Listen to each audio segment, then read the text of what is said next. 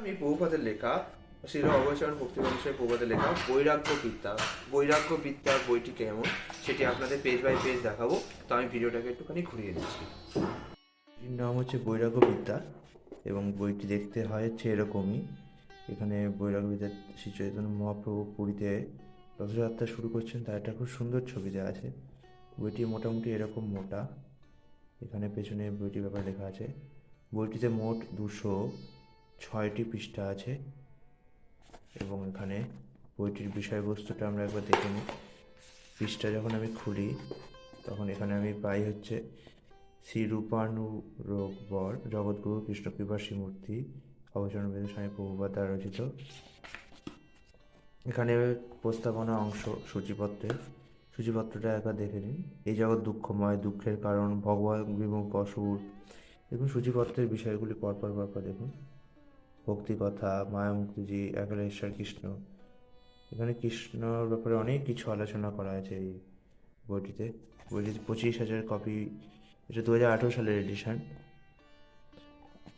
এবার বইটিতে আমি এখানে মুনিগণের মতিভ্রম, সাতকান রামের পরে সীতাকার বাবা, অনেক কিছু বিষয় রয়েছে। এটা হচ্ছে প্রস্তাবনা। চলুন দেখি বইটিকে। ভগবানের কথা প্রথম অধ্যায়টাই পড়ে দেখি। আচ্ছা, এটা ইংলিশ আছে, থাক বাদ দিই। ইংলিশ অনেকে আমার সাবস্ক্রাইবার ইংলিশ হয়তো বুঝতে পারবে না।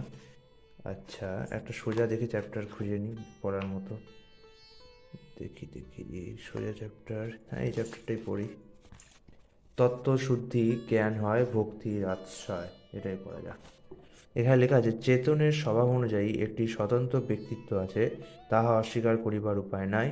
সেই প্রকার ব্যক্তিত্ব প্রভাবে ক্ষুদ্র চেতনের সহিত বৃহৎ চেতনের মিশিয়া যাওয়া স্বীকৃত হইতে পারে না, কারণ তাহা স্বীকার করিলেও জীবের স্বাতন্ত্র্যের কোনো অর্থ হয় না। এই ধরনের বই একটু যারা মানে কঠিন বাংলা বুঝতে পারেন তাদের জন্য বেশি ভালো হবে।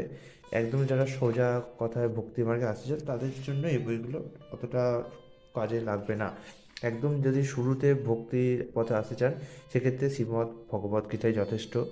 আরেকটু যদি জানতে চান তখন শ্রীমদ্ ভাগবত পড়তে পারেন। আরও জানতে গেলে যখন চৈতন্য চরিতামৃতে যেতে পারেন, এবং তারও ওপরে আরও যদি ডিটেলসে জানতে চান তখন এই সমস্ত বই জানতে পারেন। কিন্তু তার মানে এই নয় যে এই বইগুলো ডিটেলসে যাওয়ার জন্য বলছি মানে এগুলো সব থেকে বেশি ইম্পর্টেন্ট ভগবদ্গীতার থেকে, না।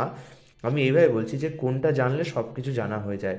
আপনার হাতে যদি সময় কম থাকে এবং সবচেয়ে সহজ উপায় যদি চান তাহলে শ্রীমদ্ ভগবদ্গীতা হচ্ছে সব থেকে বেস্ট, ওটাকে হচ্ছে সব থেকে গুরুত্বপূর্ণ।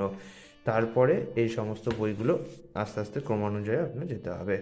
তো এই বইটা একটুখানি ডিটেলস আছে, যারা একটুখানি শুদ্ধ বাংলা পড়তে পারে তাদের জন্য বইটা ভালো হবে।